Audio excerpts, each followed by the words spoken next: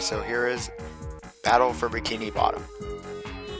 Okay, maybe it's not the Battle for the Bikini Bottom that everyone else knows. This is Battle for Bikini Bottom on the PC.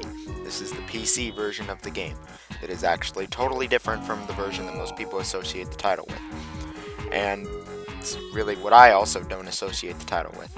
I remember playing this game over 10 years ago as a kid and loving it. And still do. Battle for Bikini Bottom has a lot of similarities to not only the console 3D platformer, but Employee of the Month. The story is the same as the console one, with the robots not listening to Plankton and destroying Bikini Bottom, so SpongeBob has to go save his friends in the town. It's a little more in-depth or story, I guess. I mean, it ends the same way, and it's a SpongeBob game. What kind of story are you looking for, man?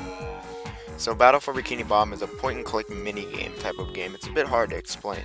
The game has 5 locations: Flying Dutchman's Ship, the Chum Bucket, Mermalair Kelp Forest, and downtown Bikini Bottom. Each level will see SpongeBob doing something, then completing a minigame. After that, you get a trivia game to rescue one of SpongeBob's friends, and then you get to play as that friend in their own minigame. After that, you have another minigame, and then finally, the final level for the area. And that's the entire structure of the entire game. When you play as SpongeBob, there's a couple things he does, like crossing the street, or jumping from kelp to kelp, or even playing Capture the Flag. You only use the mouse for a majority of the game, if not actually all of the game. The mini games you play second are usually little ones like whack-a-mole-esque games or a puzzle game. Yeah, puzzle. The trivia games are super easy if you love SpongeBob as much as I do. And trust me, I can remember a good 50 quotes, at least, and what episode they were set in from the old SpongeBob episodes. The mini games as a friend, as one of SpongeBob's friends, are a bit different, like Squidward climbing or Sandy getting robots. These are a little nice distraction.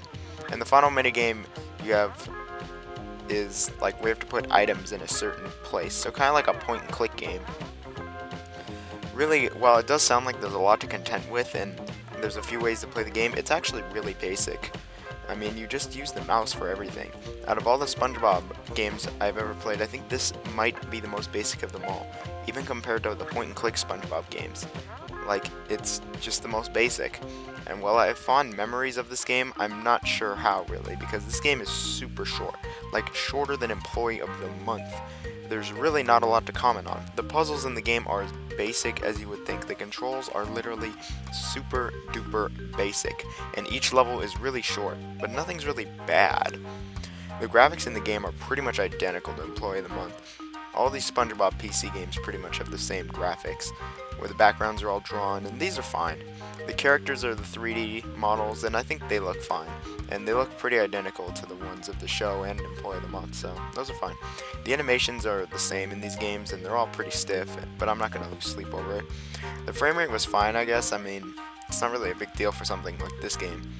Something that Employee of the Month also had, this game has, which is the really weird cutscenes. These just look awful, like terrible, worse than the actual game, and why they use these cutscenes again, I do not understand. They look really poor in quality.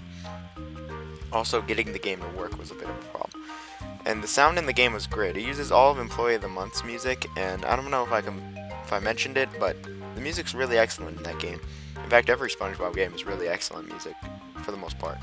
I mean, it's not as good as the console SpongeBob game's music, but it's still really damn good, which is pretty surprising for such a budget game of this matter. All the music is charm and has been placed in the right spot for the most part, so the music isn't totally off, but it is really all the exact same music from Employee of the Month. I don't think there's a single new song.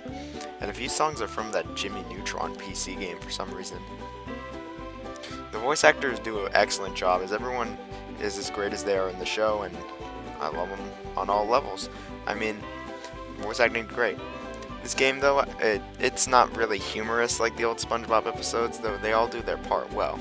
The sound effects were reused from Employee of the Month and that 90s SpongeBob game, and really, I mean, they're fine, the sound effects. I don't have much to say about them.